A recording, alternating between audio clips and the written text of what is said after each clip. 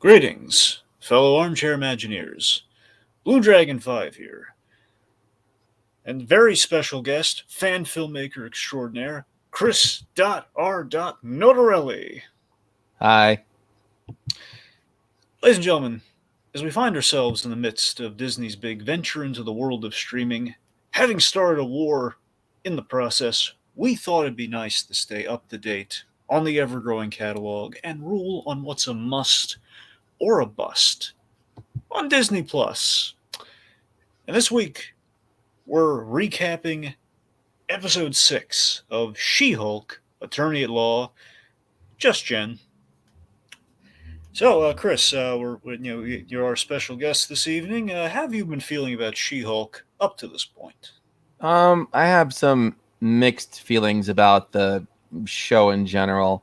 I would probably say my biggest gripe with it, from a technical standpoint, is the CGI is still a little janky from time to time, and I'm not fond of that. And I know that it's unfortunate because Marvel has been kind of abusive to the crew that was doing it, and I feel bad for them. And the only people who really suffer out of all of it, apart from the crew that got abused, is the fans, because we've seen some really, really good CGI come out of Marvel in the past with the Hulk, and even with Thanos in Endgame, he looked very real. And here, it's just She-Hulk is not always crossing that uncanny valley, Yeah, I've been hearing a lot of that. Yeah, it's been kind of across the. I thought it was across the board, not just with. I think She-Hulk kind of like revealed the whole VFX kind of strife that's been going on. I think it's been for a She few did, projects. and it's really sad. I just wish that Marvel tried harder at treating its employees at a certain caliber, so that people would just work rather than overloading and having these insane deadlines. And you don't want that as your reputation in this business, because it is just not good. Yeah, it's kind of a sad realization that while we're all like giddy and like, oh god, they did the big old timeline, they're announcing things. It's like in a room somewhere, you have all these VFX artists kind of like gathered together and like on the edge of their seats. Please don't announce the CG heavy one. Please don't announce scrolls. I Please don't. know. Of course, what do we get? Now, I don't want to name drop or anything, but I'm actually friends with the body double for She-Hulk. She's 6'5", and I met her some point last year, and yeah, we were talking, and I was like, you would really do well in like a She-Hulk fan film. She's like, I am not allowed to tell you this, but and I'm like, but what? She goes, I'm not allowed to tell you. I go, no. What are you talking about? I was in Georgia last year for some stuff. I go, no way. I love that Georgia is always like the okay. Whenever you hear Georgia name dropped, you know what they're filming. Exactly, yeah. So for the last year, I'm like you got to tell me, do you have the costume, any photos? She goes, I can't. I'm on a non-disclosure. I'm like, okay, you win this Bullseye round. after her. I know, but I didn't bother after that. But once this came out, I'm really happy for her. She's been getting like a lot of positive feedback and press and whatnot, and girl's 6'5", and you put her next to Tatiana Maslany, it's hilarious because she's like 5'3". Yeah, I've seen some of the behind the scenes photos. Like I've seen her double, and I've seen they had this like for this episode they showed like a behind the scenes photo of like kind of like a life cast of like of what she. They had she posted her own severed head. Yeah, It's trippy. Sure is. Thankfully, it's not as horrific as like Natural Born Killers or anything. But yeah, I know. But yeah. Anyway, regarding that, the only other problem I've had with the show besides the the CG problem is I feel like the writing is kind of all over the place. At least it started out that way. I don't think the show knew what it wanted to be at first, and I think it made a really poor decision trying to just cram in all this backstory in like the first episode with Bruce, and her getting her powers, and I appreciate they just gave her power straight off the bat. That's fine. However, the way they went about it was rather sloppy. That, oh no, they both got cut on the arm and then they touched each other and boom, now she's a Hulk. Like, really? It's that easy? Last I checked, Stan Lee drank like a drop of Bruce Banner's blood. Why? Where's the Stan Lee Hulk at? Yeah, we never knew what happened. We never knew if he became. They said that he had heart palpitations in the movie. I'm like, all right, fine. So the if you get the blood in your system, it fucks with you.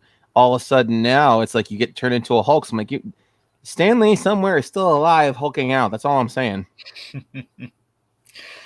Yeah. Well, I mean, in terms of the with the blood drop thing, I mean, I do like that. It kind of pays off the whole Bruce Banner being very careful about that blood drop, and obviously, Stanley point, as you laid out, there's the fact that just the fact that it's like he's been so careful up to this time, and yet little drip and boom. I just feel that with the starting out, Jen makes it clear to the audience this is a lawyer show. Cool. She doesn't lawyer anything. Well, that's true, but she also said like this won't be like a guest of the week sort of thing. And what do we see? We kind of see roughly a guest. I know, and I feel that's a disservice to the show. I actually think we would have really benefited from seeing her at least have one episode where she really is like a good lawyer and making like those decisions and showing how badass she is, rather than us getting told. The whole show don't tell thing. Right. Yeah, I think we're building to that for like, again, my theory, this is just speculation I had before the series started, was that, we built like a big court case for like, maybe like the last 3 episode arc, or at the very least the finale. So we might still be going there, but I don't know. I don't know. I just feel that it would have been better if they kind of started out with her being at the top of her game, having to go through being Hulk. Also, by the way, she got fired because of the Titania fight in episode 1. She could have sued for that. I mean, yeah, I wonder. That's discrimination. She got sued for. She got fired for saving everyone's life. She could not have helped that. And yeah, I get we have to take you off the case because it's a conflict of interest. Absolutely. However, firing her, that's discrimination. They have no plausible standpoint to fire her when she did nothing wrong. You know what I'm saying? So yeah. I feel that, and I read an interview with the creators of the show, and they're like, we don't really know how to do lawyer stuff. And it's like, then why are you doing a lawyer character? See, that's the thing. So when that was said, I heard that comment too, and it kind of reminded me of something. The lawyering in this show kind of reminds me of something, but kind of I'm not going to say like, I mean, if I use this comparison, it's going to be obviously far less superior than, but just to give you an example, like Better Call Saul, for example, top tier lawyer show, love. And that show, like the mission statement of that show is like roughly, and there are a few exceptions, but still not fully what the thing is here, is that they never wanted to do the traditional procedural courtroom drama. Like, you don't want Saul Goodman in the courtroom, 12 people in the jury box. You don't want to do that, because traditionally it's like he goes into like kind of a really standard courthouse, and they're basically like pleading out the judges. Like that's essentially as close as they got to that sort of thing. And lawyering was pretty much every other which thing you would need a lawyer for. So by that logic, it's like it's a lawyer show, but they actually knew all their legal bases, and they had people who knew lawyers and everything on the writing staff and everything. So the fact is they kind of approached lawyering in a way that you had not seen it before. And that's kind of how they circumvented that. Now, this, on the other hand, we've seen cases of, like kind of a, with Abomination we had, I'm trying to look, I don't want blanking on the word. That was actually the only time we see her be a lawyer. And still, it's kind of questionable. It's like, if this woman is a really good lawyer, she's like working for a top tier firm, where's the confidence? Where is the rapport that someone of her stature would have? The lawyer who defended her when she was the lawyer who defended her when she was Mallory Book, the basically she took on the copyright case with Titania. Yeah, and when she was being sued, the lawyer that represented her actually had the poise that you'd expect from Jen Walters, because it's like, this woman should be a legal badass. She should be able to, run circles around somebody in legalese, because she knows everything. And I felt that, I mean, I never watched Ally McBeal, but I'm pretty sure even Ally McBeal, through all of her idiosyncrasies, was able to kick ass when she needed to in the courtroom. Now, to be fair, we've only had her in court one other time, and it was very. Now, admittedly, in that scene though, we did kind of. I think we leaned too heavy into the comedy. That was during the magic case where we had her. Yeah, But yeah, that was definitely, and that's that. But again, it only points out the real problem yeah, because the show isn't just called She-Hulk; it's called She-Hulk Attorney at Law. yes, So, Attorney at Law clearly implies there's going to be some sort of lawyering, and the fact that in both instances where she lawyered when she was representing the Abomination and when she was, I guess she was who was she Wong? She was yeah. representing She was Wong. representing Wong in kind of the magic, like kind of a basically a guy essentially plagiarizing magic from the comic books. Right. We were Essentially, under the impression that she was going to, kick a little more ass, that this guy wouldn't stand a chance because it's so easy. The guy literally is stealing spells and misusing them and putting people in danger. Like there's so many other angles you could have taken. And I'm not even a lawyer and I'm seeing this. I mean, the only wiggle room potentially, and emphasis on potentially, is that the fact that superhuman law is a relatively new thing post Endgame. It feels like that we're Superhuman introducing. law, regardless, it just comes down to common sense and practices. If True. you, for example, in the Donnie Blaze case, Yeah. I'm going to now act like a lawyer. Not a lawyer. If I were representing Wong in this instance, Donnie Blaze came to the sanctum to learn how to become a sorcerer. There are certain standards and practices that come with being a sorcerer and then are applied. You have to act a certain way, have certain decorum. You can't use your magic in certain ways. The fact that he is literally opening portals in court. Madison, for Christ's sake, had to basically make a deal with Mephisto, I'm calling it. That is reckless endangerment.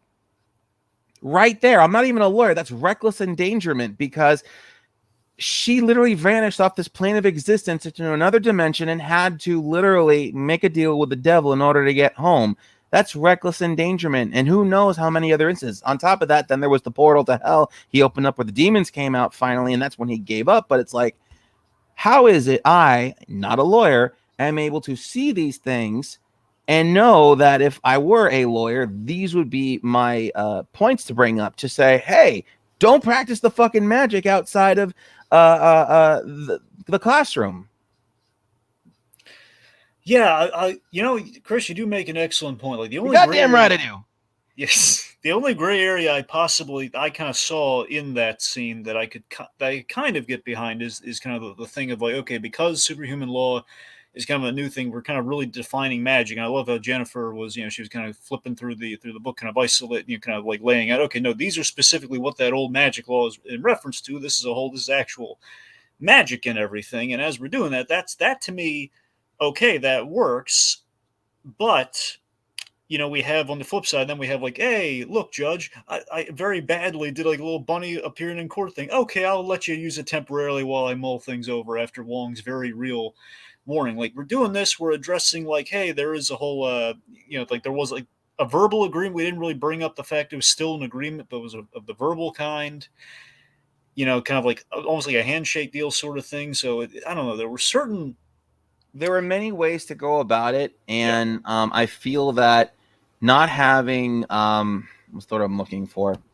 Oh, taking the comedic aspect is fine, but when that comedy basically sacrifices the quality of the story, yeah. you're going to run into trouble. And in this instance, the trouble here is that, you know, you are, for the sake of a joke, you're going to say, oh, I can't do X, Y, and Z, or my character has to now be incompetent We're because hurting I'm our trying. credibility when we do these sort of things. Was that? We're hurting our credibility when we do these sort of things. Exactly. And that upset me a lot with this particular series because there was so much there. If this were done seriously, the Donnie Blaze case would have been over with so quickly, ridiculously quick, because he doesn't have a leg to stand on. And regarding other situations, like, so that is just it's that is bothering me in terms of, Basically, there's some contrivances in the writing that are yes, it really is getting under your quite skin. contrived, and I'm taking umbrage with that. Okay. Regarding everything else, I feel that because the show doesn't 100% know what it wants to be, it's definitely can get on my nerves at least. I do think it's getting a little bit better now. Yeah. But I'd feel that it's not 100% where it needs to be. Okay. So I guess pressing on to this week's episode specifically. So yeah, this episode, my kind of prediction for the show, less so that it doesn't know what it wants to be, more so I think I know where it's going. But again, we'll have to see ultimately where it ends up, specifically next week. 'Cause so far, I've kind of theorized that each 3 episodes is kind of an arc or an act in our story as a whole here. I'm not saying this is really going for a movie vibe, but let's just say broadly in our character arc, we have kind of 3 acts here. Right. First 3 episodes, you have, okay, so it's basically, the origin and her, basically being publicly known as She-Hulk. That's basically from there to the Blonsky case. To like, right. Hey, She-Hulk thing. And then the next 3 episodes that we kind of are now kind of capping off with this one, it seems to be, okay, her coming to grips with the fact that, okay, she is She-Hulk and she's kind of embracing that side of herself. So pretty much like like she's with the wardrobe and everything, it's the fact of, okay, I'm adjusting to this lifestyle and like how it affects her personal life. Correct. And my prediction is that now that we've established, we haven't seen it yet, but we've established the super suit of it all, we'll kind of be getting into the broader thing the Hulk was kind of teeing up in the beginning, that you're going to be kind of a superhero and you're going to have to deal with that sort of stuff instead, and kind of accepting a higher responsibility, and that'll be kind of our next 3, presumably when Daredevil shows up somewhere in that mix. Right. And the blood plot lines. I'm thinking that's kind of where our 3 episodes are going. That's kind of well, where we're going to have to get the leader in there at some point. We all know that he's coming, so it's going to be him. I'm kind of interested how they're going to cram all that in, because how many episodes do we have left? 3. They have 3 left. Yes, that's correct. Yeah, we got 3 left, and we got to introduce a real big bad, Daredevil, and then a final conflict. Because if you're telling me, oh, we're going to just go into a movie. No. Slow your roll here. We gotta have some conflict resolution, because right now we've been meandering a lot. And I don't want Titania to be the season 1 big bad. Titania is not that dangerous. There's only one thing I could see. I'm not necessarily saying they should do this, but there's one thing I could potentially see with Titania that would make her menacing, but if it would be kind of a rehash of the Incredible Hulk. If we basically injected her with the sample of Hulk blood that we acquire in the 2 episodes leading up to absolutely not. She's not going to do that. Okay. Because I guarantee you, she's too vain. Yeah. To risk looking differently. You saw how she reacted when she lost her veneers. Yeah. She could have easily kept on fighting, but no, she's like, I got to get the hell out of here because people are filming me. So that alone does not pose a threat. That's not a threatening character, and she's not going to go, you beat me, She-Hulk, so now I'm going to take literal steroids and morph into my own abomination and fight you. If anything, what they're going to do is she's going to just be catty, get annoyed. They may actually end up having like a frenemies style situation where they hate each other, but they kind of get along. Okay. And this happened in the comics, and I'm hoping that this happens with the series. It got to a point where SheHulk just straight up said, look, I get it. You like doing this. I like doing this. I like kicking your ass and everything. So how about once a month or whenever we're, just really pissed off, we meet up and we just knock the crap out of each other. And Titania agrees to it because that's really what it is. It's somebody you can actually throw down with and just, cut loose. And she can post it on her socials and everything. Yeah. So I think that's the logical way to go. Titania actually just wants to fight She-Hulk for the sake of fighting her in the comics. I'm sorry. I'm sorry. I think that would just be a really good direction for the show to go and for those 2 particular characters. But I don't think she is a big bad at all. No. That would be a good subversion of, because the thing I'm hoping that She-Hulk kind of breaks in kind of our slew of the MCU shows, that we don't end with kind of like a big traditional fight, that we kind of our last episode maybe goes a different way, and that would be a way of kind of changing things up. Yeah. And I feel that one thing though that has bothered me though, just with the show in general, I am very upset with the design of She-Hulk. I really wanted her to be bigger and more muscular. Well, I want to clarify. Everyone keeps saying bigger, more muscular. I just want to clarify. When you say bigger, more muscular, do you mean like the recent thing where he made her really like hulky, like in like one of those redesigns in the comics that we then gone back on, like she was Well, I like mean, okay, super. look at the contrast between Bruce Banner and the Hulk and Jennifer Walters and the She-Hulk. Bruce Banner is so thick. Yeah, This dude, like, he's got like 100-inch waist. yeah, Okay, yeah. what happened to Jennifer Walters? She got taller, she got a firm butt and a nice chest out of the deal, and she's very lean. But I've seen female bodybuilders, she should look like somebody she should look like China, basically. Mm, Remember how China's physique? I'm not saying she needs to be so thick that she, can't like turn her neck, but she needs to be thick enough to throw down and to explain how you go from 5'3" to 6'7" and have that kind of muscle. I don't want the strength to just be Superman strength. I want the strength to be somewhat based on her size and density. I see. Yeah, I don't know. I haven't run into it because I don't know. I guess I've kind of I don't know. I guess maybe I'm just having trouble like in the comics when I see like the Dan Slott run of She-Hulk or something like not the sorry not I'm not sorry not Dan Slott. I'm trying to think. There was like some version of She-Hulk. McGinnis? You're not thinking of McGinnis, are you? Because he No, does a no, lot of muscles on a lot of people. no. Of course, no, not McGinnis. I mean, maybe I'm thinking like I think it was the Polito, but it was like the Charles Soule Polito kind of She-Hulk, which I believe was like a little more kind of Look akin. look at the 90s ones done by Joe Dusko, Mhm. or it's Joe Jushko or I can't say his name, but he did photorealistic paintings for the Marvel masterpieces, and it was a slimmer Schwarzenegger physique, that where you can just see more definition on the character. The biceps are physically bigger, the shoulders, the ribs, and all that, and it makes more sense that she could bench press a car. You know, Right. the muscle should be there even when she's not flexing. When she flexes, she gets muscular, but the muscle should also be there when she's just standard for She-Hulk. And I feel that really also okay. When that movie came out, the Disney movie, I'm trying about the house, Oh, you the mean Encanto, and you mean Encanto. you mean the older sister, right? Yeah, So, when right. now I'm not saying She-Hulk should look like that, but they fought really hard to put muscles on that character because the notes kept coming back saying make her slimmer, make her sexy. And it's like, come on, muscular women exist. And I feel that if you had a happy marriage between that character from Encanto and the She-Hulk now, you'd have what She-Hulk should be, which is somebody who is muscular enough that their arms look like Schwarzenegger's So arms. basically, more of a kind of a build like Gina Carano or something like that. No, Gina's on the thicker. I don't want to even talk about that woman, so No, I'm just gonna I say know. no I, in I general. I just mean like just in terms of The like actually, there's body. another American Gladiator who I used to be friends with, who I was going to do a She-Hulk movie with way back in 2009, but it never happened. I'm gonna pull up her name in a second so you can look her up. She was actually my thoughts. So what year was that? It was 2008?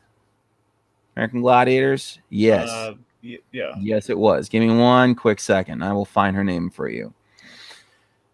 I'm gonna refocus us after this, by the way. Jamie Reed. Jamie Reed, at her fittest, would have been had the physique of what I felt She-Hulk should have had. There's specifically one photo of her where she's like flexing on this fire hydrant, and I had made her green for it. But she had, full arms and whatnot. Okay. Yeah, I don't know. I mean, ultimately, just to round it out, what I really like about the She-Hulk design is like I love Tatiana Maslany as in her portrayal of No, she's She-Hulk. doing Like, fine as Jennifer. One thing I did notice though about the performance is that when she turns into She-Hulk, her body language dies. She doesn't have the same body language she does when she's in human form, and I think that is a byproduct of the animation. I feel it's unfortunate. I mean, I've seen some attempts at capturing the body language, like when she's like talking to Long, from the clip we saw in the trailer, the whole Book of American Law, and she's kind of moving her hands a little like the other, like Jennifer Walters would. I can see some attempts there, but I mean, you might have. I think you probably have a point there. Yeah. I'm talking specifically in the face. I don't know. Her I'm seeing good expression work in the face. That's what I've been really liking about the design personally. But sure. It's just kind of bugging me. Hang on, I did find the photo. I'm going to send it in the chat so you can see what I'm talking about over here. Let me save this link, copy image location, because all right. So there's that. Click that link. Yep. That with her arms flexed, that is how She-Hulk should look in my particular opinion. You could share that if you want or something. No, I can. I don't want to. I was just looking at it here. Yeah. Okay. I see what you're talking about with the. That So is what. so basically that's the build you're looking for in a shoe. Yeah, it doesn't need to be, overt, but it needs to have the definition needs to be there in the arms at all times, in my opinion, like they are for Bruce Banner's arms. Okay, I got you now. Okay, I think I see what you're going for. All right. Yeah. Regarding the performance in the last episode I watched, when she is Jen, she's much more twitchy and she's much more quirky. And then when she's She-Hulk, it goes away. Now, one can chalk that up and say, oh, well, it's just, because she's more confident in herself now, so she's acting different. Or she's awkward and she's acting different. And I say no to that because she has established that as the She-Hulk, she's still not 100% in her own yet. And even as Jen, she's not in her own yet. She's always quirky and doubtful of herself. So there should be a seamless physical transition when she becomes She-Hulk, that she should have the same body language, Right. And it wasn't there. That's a good point. Yeah, I mean, that's the thing with Jen. It's not exactly the same thing as like a Bruce Banner and the Hulk thing, where you can't really say it's it's two different kind of personalities in which she's like going from like kind of being kind of quirky to more confident physically. But yeah, it's no, they've clearly stated in episode 1, it's her the whole time. Mm-hmm. Yeah, and I bought that. I'm like, all right, fine, it's her the whole time. So that's a good why point is I didn't she think of. different? Yeah. Huh. All right. Okay. So speaking of all the Jen stuff here, let's refocus. So this episode specifically, just Jen, it really kind of puts Jennifer Walters in the driver's seat, which I think was ultimately, I think it was a good move. But I love how we kind of call out it is a little ill-timed. It's a little like, hey, here's a self-contained wedding episode because weddings are timed inconveniently when everyone's all hyped up for Daredevil at the end of last episode. I will say the best aspect of that episode was Patty Harrison. She played the bride. Yeah. I love her. She's on I Think You Should Leave. It's on Netflix. It's a sketch comedy show, and it is insanely funny, and she is insanely funny.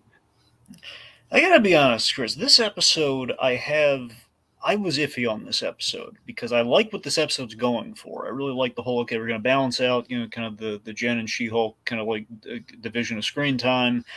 And, I don't necessarily, I think logically, yeah, if everyone's expecting, like, if you're kind of taking a break from the action, like, it's a little, the episode, I think, is a little fillery, but fillery isn't necessarily a dirty word. It's just, I think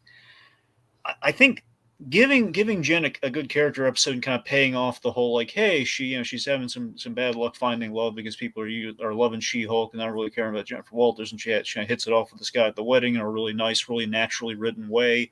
All that's working for me. It's just I have some writing issues in places on this, and unfortunately, a lot of that's with the bride, with Lulu. Mm-hmm. I found mainly because our setup is okay. So Lulu is a bit of a jealous bride. Like, she's invited her there, and she shows up as She-Hulk, taking all the attention away, and she makes her promise not to to do the wedding as just Jen, not She-Hulk, and yet ultimately at the end, the big problem with the episode for me is that this whole dilemma is just very inconsistent. Where she just shows the drama is absolutely bullshit, but she's drunk. Yeah, that's the thing, though. I don't know if that's how that. It's kind of a weird cure-all to the episode. It is a weird thing. Yeah, absolutely. So I placed it on her shoulders because of that. So I'm nothing against the actress, just No, I know the delivery was funny because she comes in with one eyelid just like hanging off her face. Yeah, she's like, "All right, She-Hulk," and we get it. But absolutely, the pacing was very strange, and a lot of convenient things needed. Like the show got plot armor basically because it has to get to certain beats. Now, I had read about some of the troubled production of She-Hulk, and there was insiders saying that, it's not good, and it's, it doesn't know what it wants to be. And I'm going to agree that the show doesn't know what it wants to be 100%. It's definitely, waffling back and forth between lawyer show and just a regular rom-com and then a superhero show and whatnot. But the problem is it's not seamlessly transitioning back and forth between those genres. And that is the problem, unfortunately, rather than like, other shows who have had similar themes where they like try to balance stuff like, oh, we're going to deal with superheroing as well as, the love life scenario. And sometimes it works much better. This one did not. I mean, what I've been liking about the show up to this point, I mean, again, to me, this episode, I think I've been liking it, and then this episode was kind of deflated the balloon a bit, which I'm hoping was kind of be a peak and valley for me.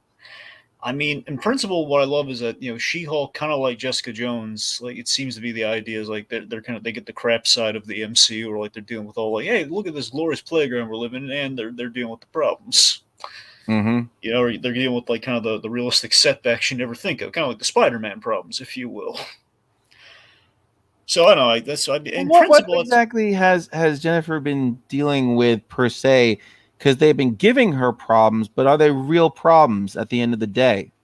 Now, she had the whole copyright thing, which, all right, I could see how that could mess up your day, but that was taken care of. The firing thing, she should have sued, honestly. But anybody who I mean, I got the impression lawyering, she was kind of unofficially blacklisted. But you're right, though. It was not right what happened to her. but I feel that you don't want to be a passive protagonist. Yeah. And I feel that they're kind of turning her into a passive protagonist. And it doesn't work like that. Well, what's the line between passive protagonist and straight man to kind of like the comedy?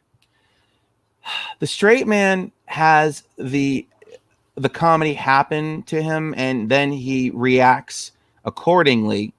For example, easiest joke ever in The Producers, when I'll just do the modern version, when Nathan Lane throws the water in the face of Matthew Broderick because he's getting hysterical. Yeah. Or no, let's do the Gene Wilder one because that was better. Okay. So zero. So it's like, I'm hysterical. I'm this.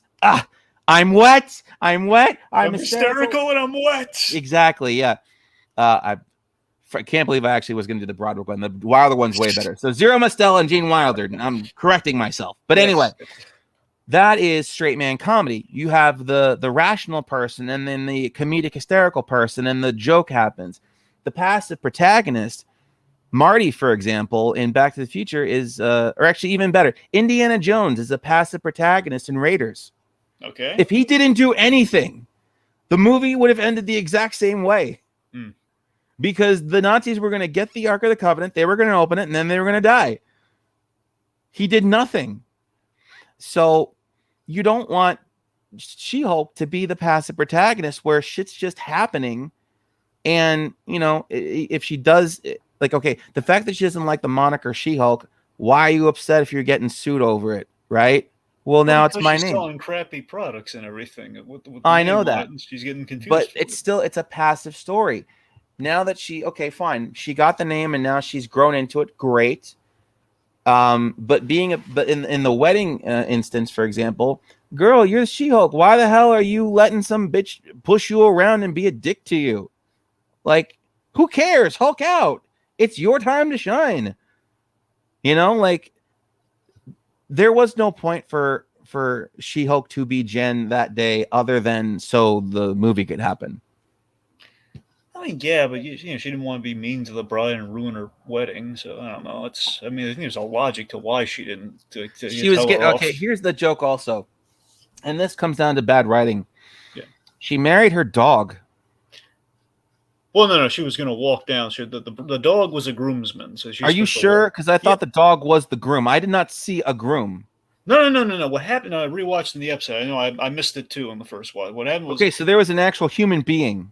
Yeah, she's marrying a human being. What happened was all the other brides, well, not all the other bridesmaids had like a groomsman they're going to walk down the aisle or like do something. I think they walk down the aisle and get their seats with or whatever. However that works. They stay on the other sides of the brides, I guess, all of them. And the idea is like it says, oh yeah, you're gonna get Jonathan, Jen, because like wait, I don't have somebody. Oh yeah, you get Jonathan. Everyone loves Jonathan. He's cute.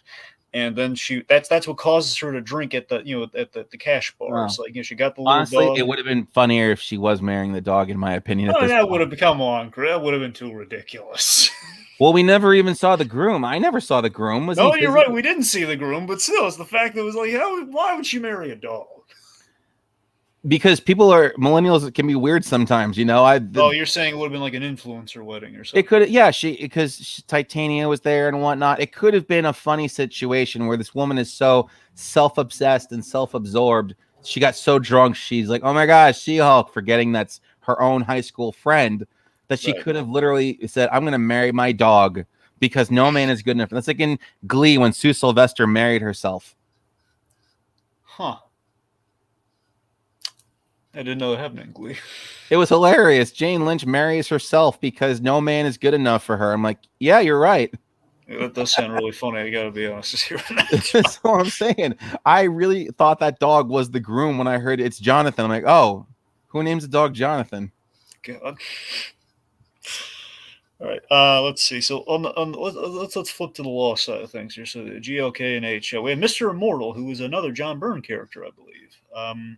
They got a good actor to play this guy. Might be not the right. Funny. Yeah, they got David Pasquise, if I'm saying his name right. I remember him. He's from I know him from Veep. He played Selena Meyer's ex-husband, and I think a lot of the people know him for recently is he's the Major Domo in Book of Boba Fett. He's like the sleazy like kind of interpreter guy for the mayor. Again, because they don't understand law, and again, it doesn't matter whether you're a superhero or not. The man, he faked his death and everything like that, but he regenerates instantly. So technically, he's still alive. This is a slam dunk case, honestly, because the man literally is not dead. So, and he threw himself out a window because he didn't want to hear what they had to say. Yeah, they could have sued him for reckless endangerment and destruction of private property because he fell in a car. They want his money, though. Of course they want his money. I'm talking about the law office could have done that. They should have, because who's paying for the damn window, Yeah. But and again, he fell right outside the building. That's on their property. This man should be in jail. Oh, he should be. Oh, no question. Yes. So he's a horrible person. I'm coming down to the practical standpoint of the story. This bit is something that you'd see on the Tick because it makes no sense in reality. And even when you're dealing with superheroes, there needs to be something based in reality. And if a man, okay, he can't die, I got it. So he fakes his death to get out of shit. But then he'd have to keep doing aliases. But the fact that he's so callous and frivolous, he got caught. All right, well, then it's just fraud. It's a simple case of fraud and identity theft and whatnot. And that's that. Done deal. Sue him, Well, yeah, that's essentially what happened, though. I know that's what happened, but I the fact that it went on as long as it did, apparently, and that is, it's just rubbing me the wrong way because I have had to write some lawyer scenes, and I have to bust my ass to make sure that they're done realistically. Otherwise, my imaginary audience is going to yell at me and say you did a shitty job. I care. I see.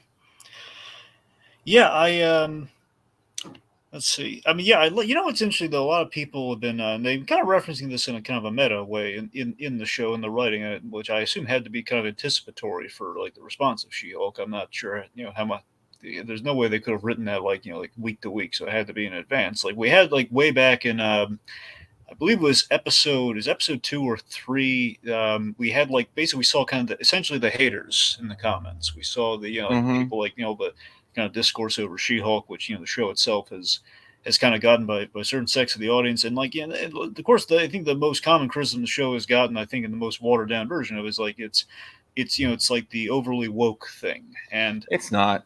Of course not. But what I'm saying is, I think in addressing like we're kind of hitting beats, I think in a good way here, in which we have, hey, this guy's doing the whole, no guys, I'm a nice guy, I'm non-confrontational. And then we have kind of the whole intelligentsia thing. These are kind of real world things that we are kind of like lumping in there in kind of a way that feels kind of realistic, and feels like there are scummy people like this, there are kind of like annoying people like this, but it doesn't mean the show is necessarily completely fixated on this sort of thing like some people are accusing it of. I think, I don't know, I kind of like this rebrand of the intelligentsia. Essentially, intelligentsia, from what I recall in the comics, is essentially like a group of the sinister big brains of Marvel, kind of having kind of their own kind of Illuminati of sorts. But now we've kind of modernized and kind of made it more of an everyman sort of thing, which actually builds kind of an interesting bridge to most likely the leader, given how he met Bruce Banner in the first place.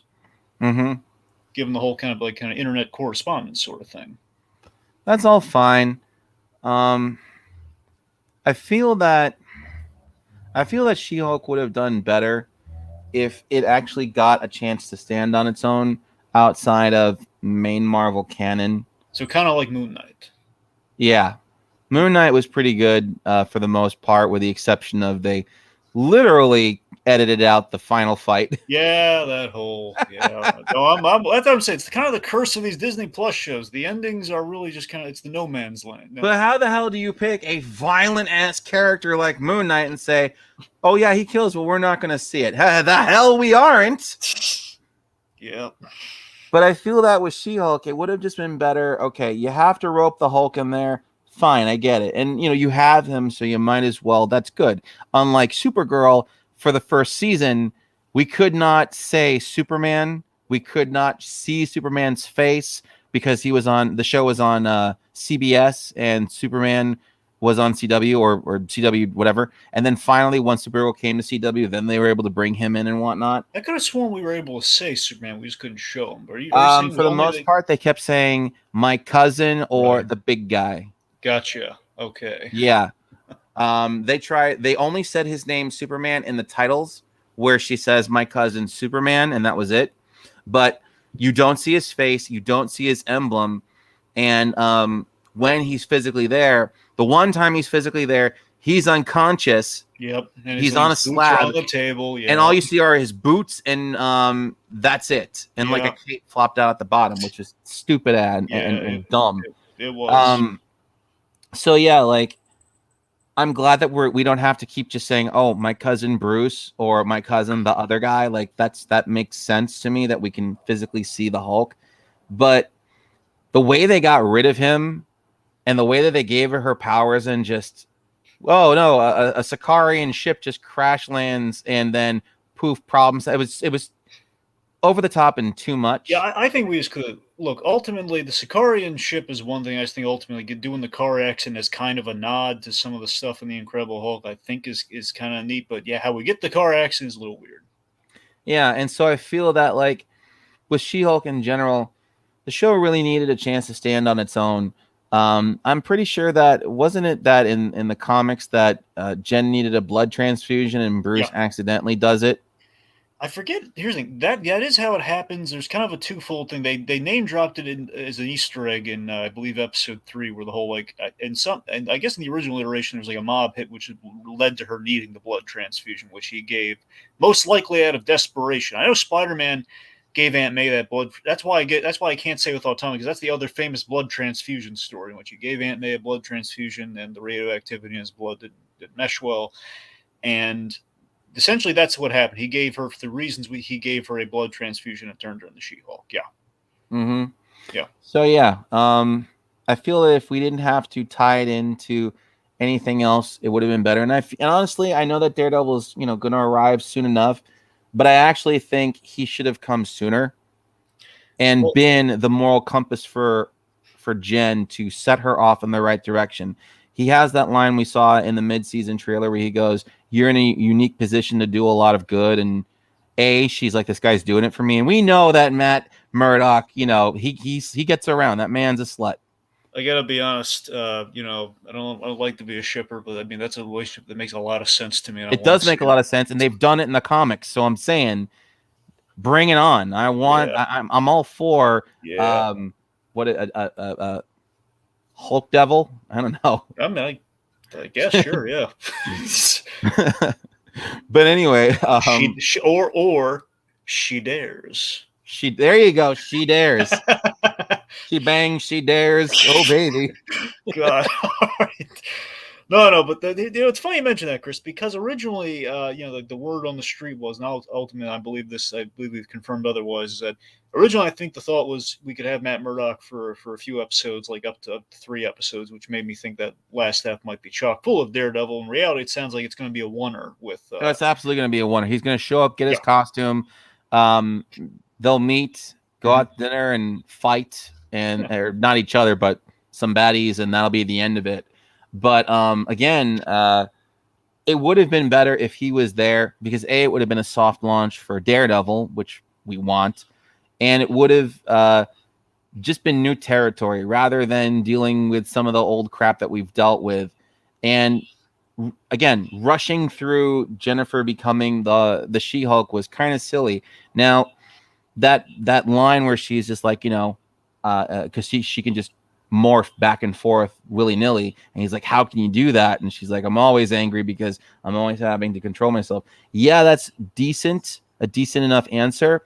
However, that scene was so forced Yeah, and it quick. wasn't. You mean the whole Bruce and Jen scene when she's asking, like, well, wait, how can you do that? Exactly. That scene they should have taken their time with that scene and really shown and have him just discover, holy crap, this is wow. Okay. Got it. Well, Done. the whole problem I have with that at the first episode is the whole the forced fight. That for me was the big there's no reason Yeah. she threw that first punch, there's no reason that should have transpired. I mean the only good thing that came from that is okay, the idea she does the little Hulk clap thing, which does the little ear impairment thing from the ink. That was a cool, that's as far as that should have gone. That should have been more like a training thing than it should have been hey, Yeah, let's it fight. should have been a training thing. So again, I really feel that the She-Hulk in general is just suffering from not getting to be its own thing and having to be chained to the current MCU, but not having full access to that MCU also. And that has been a problem with all of the shows. All of the shows are chained to the MCU canon, but don't get full access to everybody involved. There is one the odd thing is that you're right though, because of the way we've done with the other shows, it is now getting a little tired. But with She-Hulk, it actually is welcome because again, the whole gag with She-Hulk is kind of like the gag you had with Daredevil in the comics, in which she can meet. She's a crossover nexus. She can meet all the Exactly. other characters. I mean, that thing it doesn't bother me they're doing in She-Hulk. But you're right though, it is getting a little old now. We've done other play. It feels a little less special Yeah. by the time we've done it now. So that's what I'm saying. She's tailor made to meet Daredevil. I mean, Long, sure, why not? The Hulk. It's a no brainer. Abomination, hand And in I'm hand. saying that She-Hulk would have been better used as that nexus for launching spin-off shows and introducing new characters that you'll see in other movies, Yeah. rather than having to tie her down to the MCU canon. Like if you go back to Winter Soldier, for example, Mhm. Captain America, it's all about his shield, that show, right? Or sorry, yeah, the Winter Falcon and the Winter Soldier. Winter Soldier, yes, that's Falcon and the Winter Soldier is all about the battle over the title of Captain America and Steve Rogers' shield, right? Yes. But you don't get Captain America. You just get glory shots and people talking about him and everything. But and then you get to see Isaiah Bradley in 2 episodes. But there's just so much that they could have explored and dealt with had they had Chris Evans available, had they had Don Cheadle there for longer than a hot minute, But because they're not doing that, the show suffers. Why have all of these wonderful things if you can't use them? Basically, you're saying it's kind of a tease problem. It is a tease problem. When Falcon and Winter Soldier opened up, it was really powerful. The first thing was the reiteration of Captain America giving the shield to Sam, saying, "How does it feel?" He goes, "It feels like it's someone else's." It isn't. Yep. Gripping moment.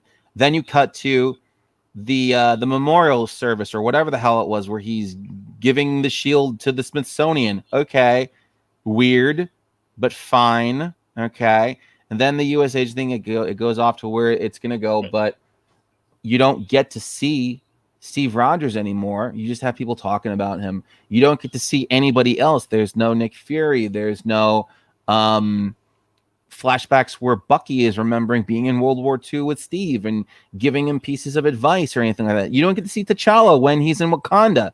Right. You know, it's like you're getting all. You didn't even get to see Okoye or Shuri. None of these people. So that is the problem with these spin-off shows. At least with Ms. Marvel. Well, no, she's not going to meet anybody because she's low level. You know, it's a self-contained story. So Ms. Marvel actually so far is the best Marvel show in my opinion because she's not linked to anybody on purpose. Yeah, like she can name you. She can fan She's a out over fan. the She can name drop, and she can meet people who know the character or cosplay as the characters. But she's so low, she's never going to meet anybody. She's not going to meet Spider-Man because she's in New Jersey. You know. So I'm saying like Ms. Marvel works in that regard. She-Hulk is a high-profile character with superpowers, and she's a lawyer specializing in superhero law. You need more. Right. All right.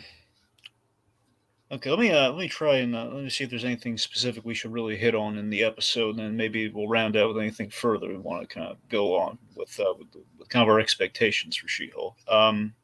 For the last three, I suppose. So okay, so let's see. So Titania's at the wedding, and Jennifer's saying, "No, hey, listen, no, she's doing this just to get at me," and obviously she's come across as a bit of a crazy person. The unfortunate thing is that the Titania thing was. The fight wasn't televised like the OJ trial. Unfortunately, it wasn't. Well, it wasn't like the cameras were in court. We had like the courtroom sketches, which I do love that aesthetic with our end credits. But I love the courtroom sketch thing.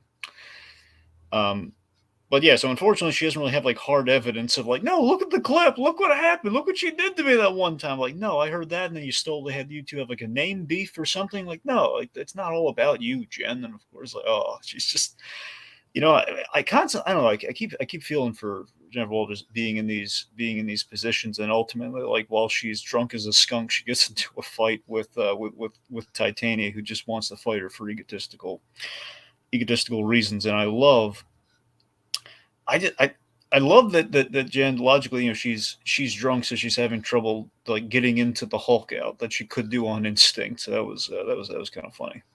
Yeah, that was fine. Again, there are good moments. There are good little moments in the show where the character shines through, but they're far and few between. Yeah.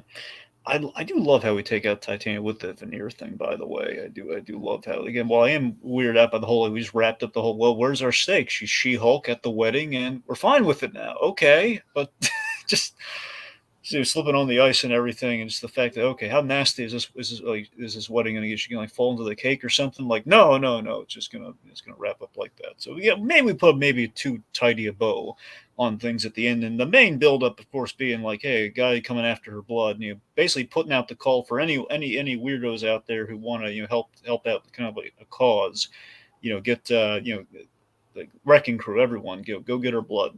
Yeah, that's kind of our big kind of dramatic stinger we have on this. Yeah.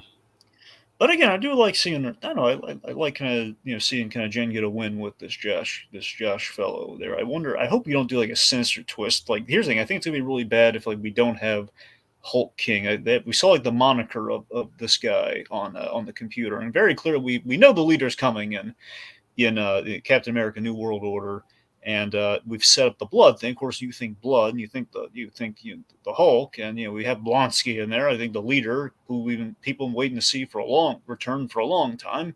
We see a guy in a lab coat with kind of very usual kind of standard looking shirts. I could buy that's the leader. Just his head's going to be bigger.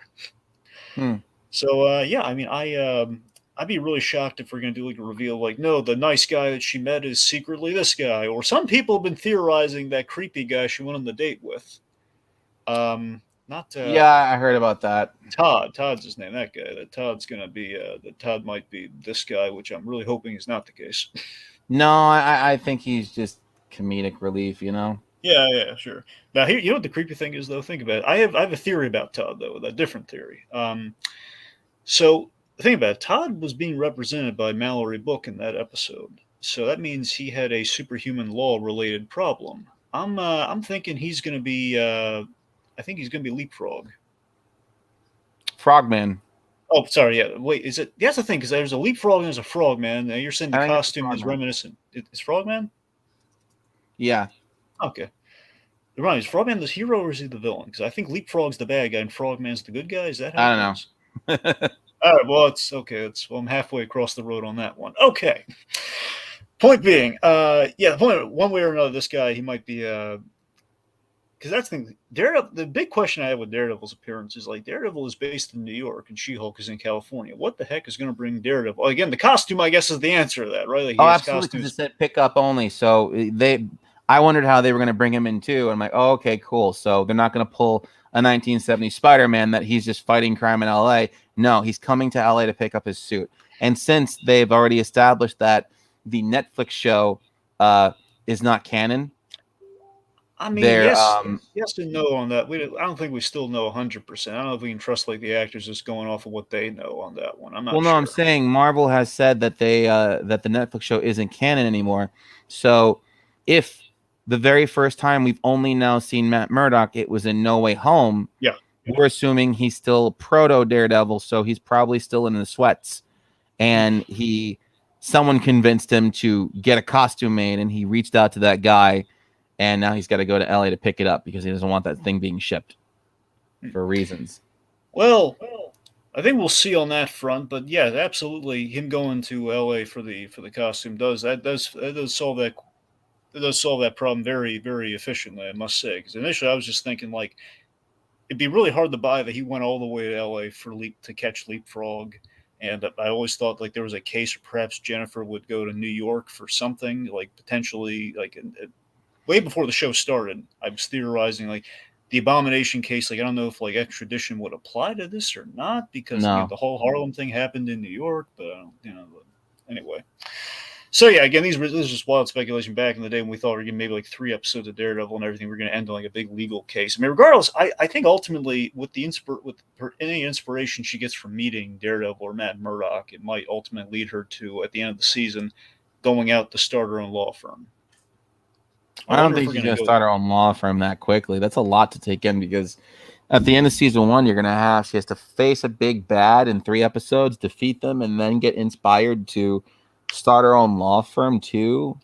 That is a good point. You think at some point down the line, like if we, I don't know if we were going to do a season 2 or not on this. I hear she might appear in New World Order. I don't know. Regardless, we know she's going to appear some way, shape, or form. That's a problem with these Disney Plus shows. They keep getting dodgy. I'm like, no, this is getting a season 2. No, this is not getting a season 2. But they're going to appear in other stuff. Yeah.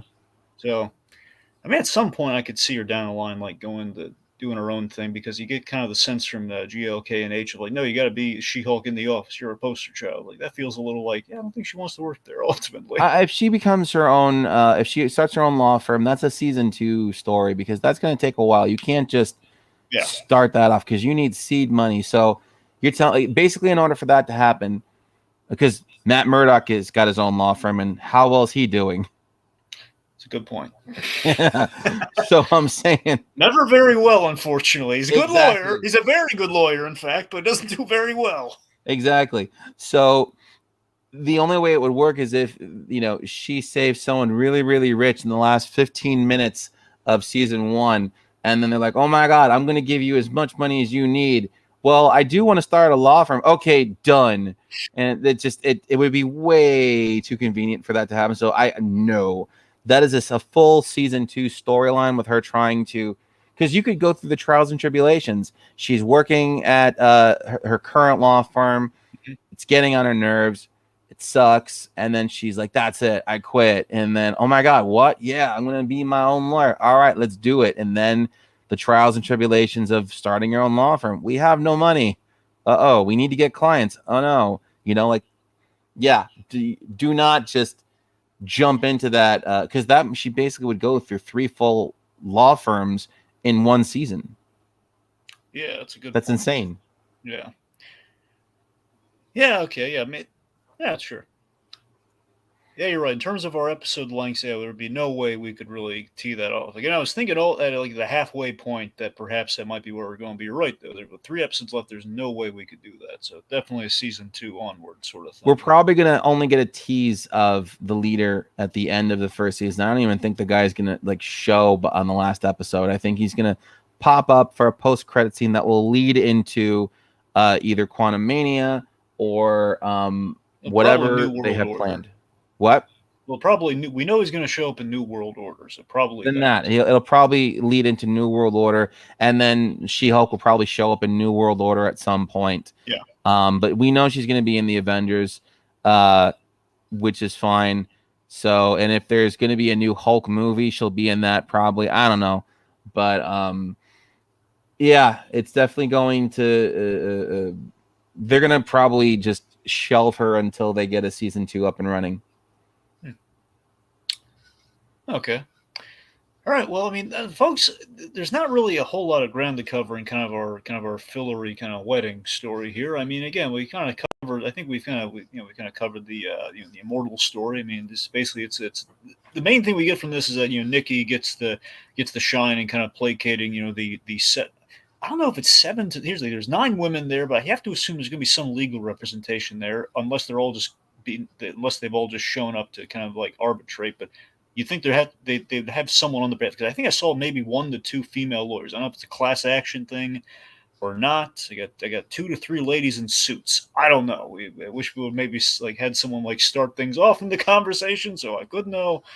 The point being, like roughly 7 to 9, kind of like 7 to 9 partners in this, the divorce, kind of partners that had been left in a marriage due to a fake suicide attempt, essentially due to faking his death.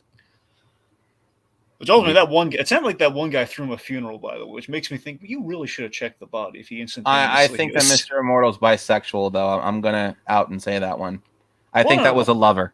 yeah, no, that's what I'm saying. I know that guy's a lover. What I'm saying is he threw him a funeral. I'm saying presumably the body was in the casket, so you'd imagine, unless Mr. Morris is really a prick and he's like, no, I'm just going to play. I'm going to still be a play unconscious, so he can throw me a funeral, and then I'm going to get out of there. Yeah.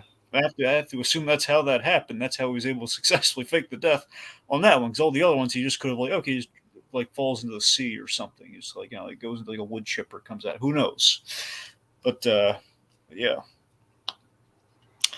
Let's see. Okay, all we know is trouble's coming for She-Hulk at the end of this, and we had some, kind of some, not post-credit gags. So we've kind of dipping away from the post-credit stuff, it seems, but we have, kind of our courtroom illustrated stuff, and we saw we saw like Titania getting some dental work done. It's pretty much as far as that went. So again, I think we've kind of covered the gambit here in terms of just what little kind of wedding shenanigans, a little kind of susant before like we get back into our main story. It seems. And yeah, I mean, Chris, do you have anything else you want to maybe say, or just kind of weigh in on with kind of the She-Hulk in general, the episode, or anything I'm not thinking of? Perhaps you'd like to say. I've said my piece. Okay, is there anything you'd like to remind the folks some of the cool stuff you have you might like to show them? I say just check me out on my YouTube channel, Blinky500. I got a buttload of fan films and original content on there.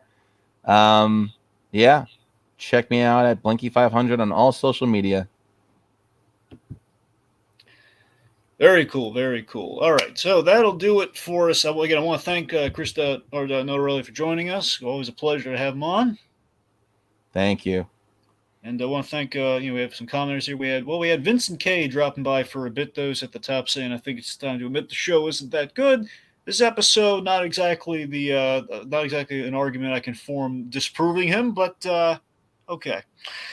Thanks for showing up, and I want to thank everyone who's going to be tuning in the aftermath of this. Hope they enjoy the conversation. That'll do it for us this week as we holster our remotes till the next installment. Calls for the draw, mano y mano, just Plus and Us. Well, you're going to love Jonathan. He's so cute. Look at him.